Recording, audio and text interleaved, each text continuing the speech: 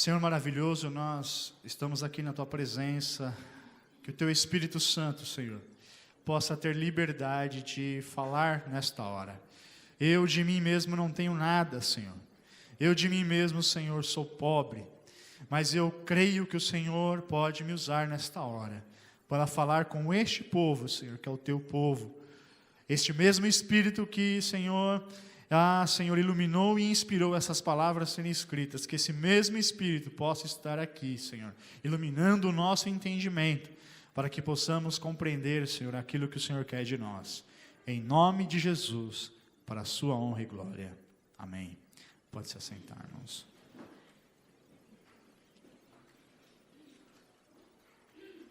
Aleluia. Irmãos, muitas pessoas, depois de viverem frustrações, decepções, desgostos na vida, por exemplo, alguém que saiu de um relacionamento ruim, onde sofreu danos emocionais, danos físicos até, e essa pessoa depois de muito tempo consegue romper este relacionamento que a machucava. Ou pessoas que de repente chegam a uma comunidade, uma igreja, com muitas feridas, muitas frustrações, destruídas, com suas vidas derrubadas. E tanto num caso quanto no outro, uma pessoa que rompeu um relacionamento, depois encontra uma boa pessoa, e esta pessoa é o contrário de tudo aquilo que ela tinha vivido no relacionamento anterior. Ou uma pessoa que chega à igreja e encontra na igreja a paz que excede o entendimento, que encontra Cristo, que encontra aquele que restaura as almas, restaura a nossa vida. Essas pessoas, elas podem incorrer num erro de idealizar aquilo de bom que encontraram. Podem idealizar o homem ou a mulher que estão se relacionando agora como uma pessoa perfeita. Ou podem idealizar a igreja ao encontrar o amor, ao encontrar o acolhimento, ao encontrar a paz de Cristo. Falam, eu encontrei o melhor lugar que existe no mundo. E isso é um erro, por quê? Porque apesar de uma pessoa que é boa, apesar de uma igreja ter que refletir Cristo, os dois casos nós estamos falando de seres humanos. E seres humanos estão passíveis a errar. Estão passíveis a decepcionar. E aí a pessoa que reconstrói a sua vida, reconstrói as suas emoções, reconstrói a sua vida espiritual, reconstrói a sua vida emocional, ao se deparar com um erro do outro, pode portar tudo a perder. Ao encontrar na igreja, muitas vezes, uma pessoa ou alguém ou um grupo que não reflete aquilo que Jesus ensinou, essa pessoa ela pode muitas vezes cair. E aquilo que foi reconstruído cair por terra novamente. Irmãos, a história de Neemias ela é muito linda. Porque ela nos ensina não somente a reconstruir aquilo que foi derrubado. A história, ela não só ensina a gente reconstruir aquilo que foi demolido, aquilo que foi castigado, mas ela ensina também a manter aquilo que foi reconstruído. Ela ensina a gente a não derrubar aquilo que foi a duras penas reconstruído. Ela ajuda a gente a manter aquilo que nós alcançamos. Por quê? Porque na história de Neemias, os inimigos continuam a se opor ao projeto da reconstrução. Há 2 semanas atrás, nós aqui na igreja aprendemos com este livro, que aprendemos a identificar alguns inimigos. E nós identificamos alguns inimigos através da reflexão sobre a história de Neemias. Nós identificamos que tem inimigos que são externos. Mas nós identificamos também inimigos que são internos, que vêm de dentro.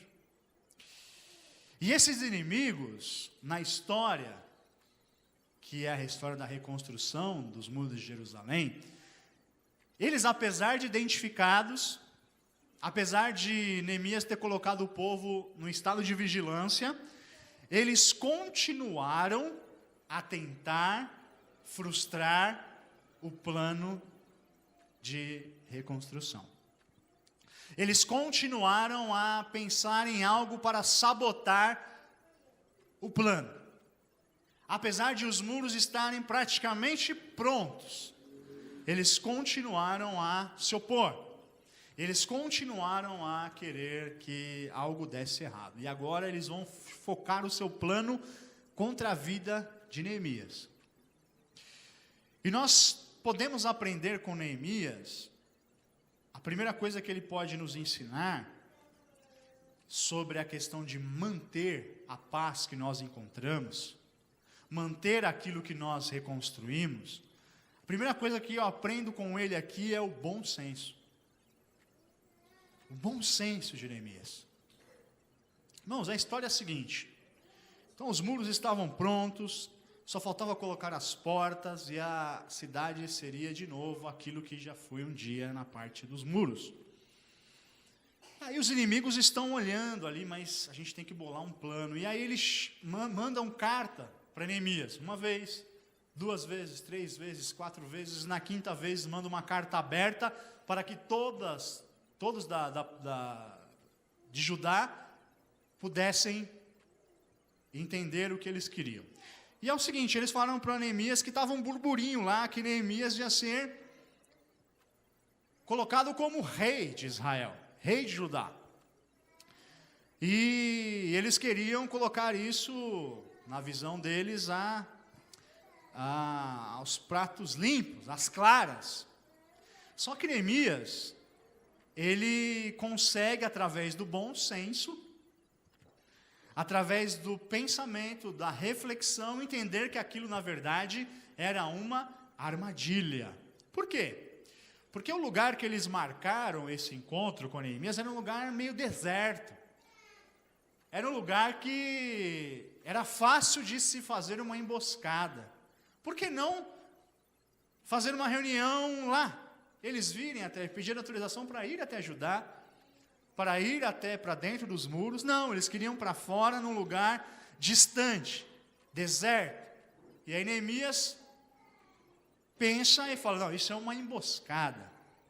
Isso é uma emboscada, e aí eu não vou. E não vai para lá.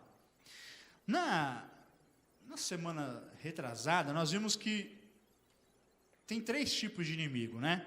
O inimigo, falando para nós agora, que é o inimigo espiritual, é aquele que quer derrubar-nos e que nós não enxergamos.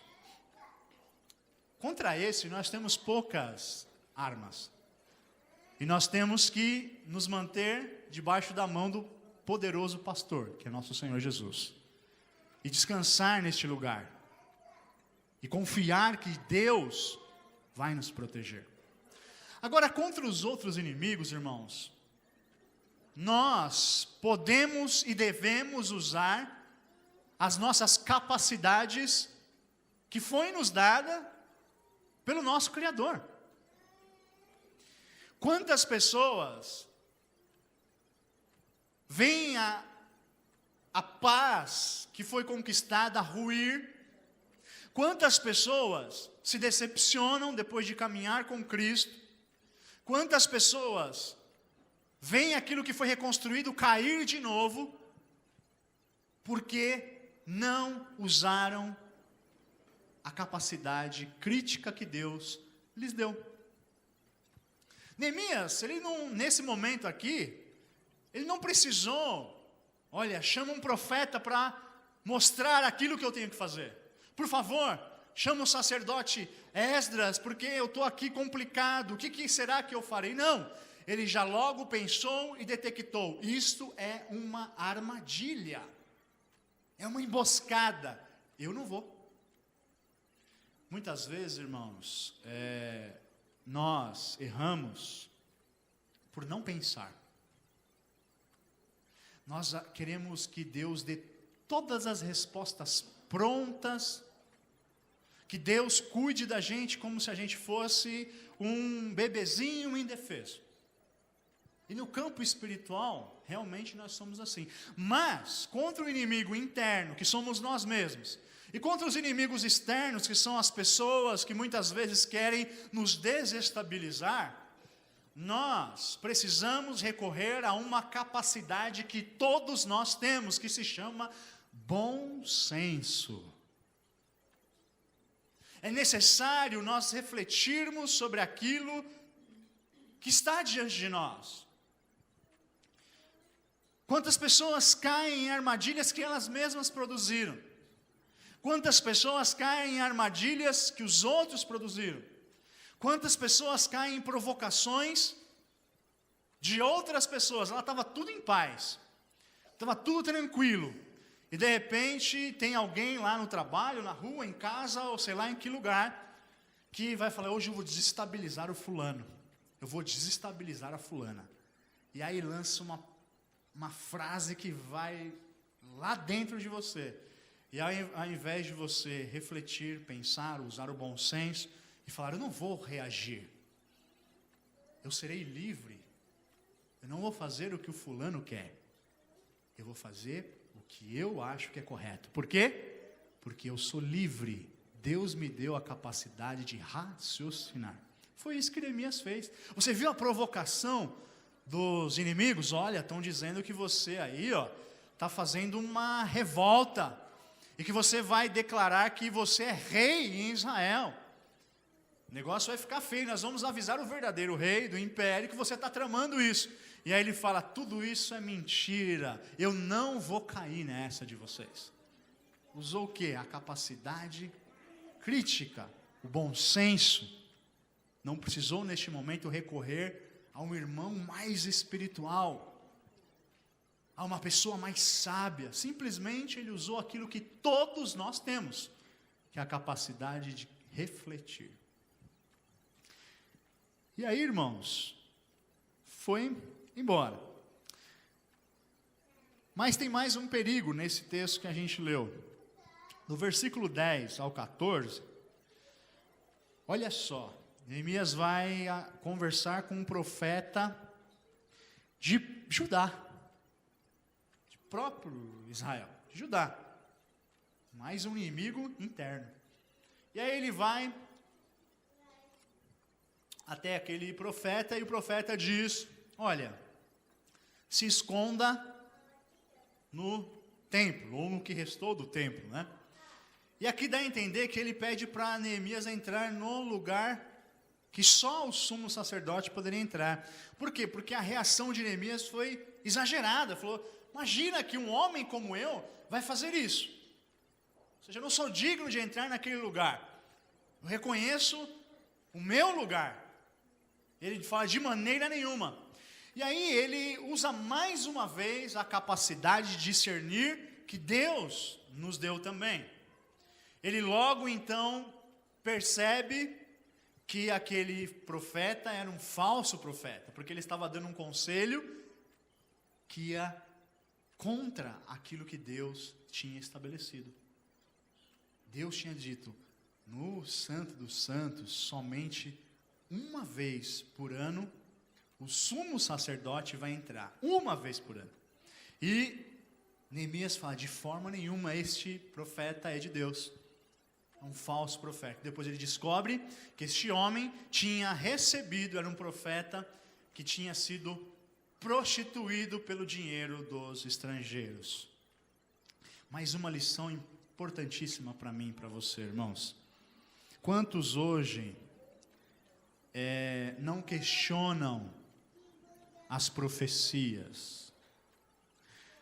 Quantos hoje, ao invés de buscar o santo conselho da palavra de Deus, que é a verdadeira profecia, vive procurando de profeta em profeta aquilo que Deus tem para falar? Quantos vivem buscando, de fora da igreja, um cartomante ou sei lá o quê? E quantos dentro da igreja vivem buscando profecias e mais profecias? E eu vou dizer uma coisa para você: a profecia que não é de Deus, ela é um inimigo terrível para as nossas vidas. Neemias chegou à conclusão como? Orando, buscando. Não, ele era um homem de muita oração, nós já vimos isso. Mas ele não foi orar. De novo, ele usa o quê? A capacidade crítica que Deus deu para cada um de nós. Esse homem é um falso profeta. Por quê? Porque o conselho dele não bate com a lei de Deus. Então não precisa de mais nada. É um falso profeta. Eu quero que você abra a sua Bíblia em 1 Coríntios. Primeira carta de Paulo aos Coríntios, capítulo 14.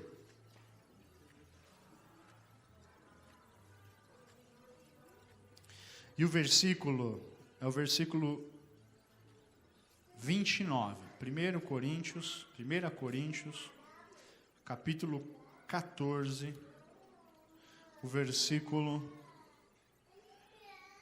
29. Olha só o ensinamento que o apóstolo Paulo ensina à igreja. Tratando-se de profetas, falem 2 ou 3, e os outros julguem cuidadosamente o que foi dito. Quando nós ouvimos uma profecia de alguém dá uma profecia para nós, o que a Bíblia diz é que nós devemos o quê? Julgar a profecia. O que Neemias estava fazendo era exatamente isso. Ele estava julgando aquele profeta. Julgando não de forma orgulhosa, mas julgando de acordo com a lei de Deus. E como nós devemos julgar uma profecia? Como nós devemos julgar se um profeta provém de Deus ou não? Se a profecia está de acordo com a vontade e a palavra de Deus. Se a profecia não estiver, se ela estiver contradizendo o que Deus ensinou através da sua santa palavra, não tenha medo de não acreditar. Simples assim. Porque é a Bíblia que está ensinando isso, irmãos. Os outros julguem, nem manda fazer sozinho. Se há uma profecia, 1 ou 2 falam e os outros julguem. Julguem. Irmãos, quantas pessoas têm se machucado hoje na história da igreja porque não têm feito esse processo? Quantas pessoas ouvem uma profecia e acreditam piamente que aquilo vem de Deus e não têm o cuidado de consultar um irmão mais experiente, um pastor, ou se a pessoa é experimentada na palavra de Deus, ver e comparar com a Bíblia Sagrada para ver se aquilo realmente provém do Senhor. E aí acaba o quê? Se machucando. O inimigo acaba ferindo. E a pessoa acaba muitas vezes destruindo a paz que já foi reconquistada. Neemias nos ensina um ensinamento maravilhoso aqui. Julgue, analise, pense. O mais lindo do Evangelho, irmãos, é que ele ensina a gente a usar a mente. Ele fala para você pensar, pense, amadureça. Ele não anula a sua razão, de forma nenhuma.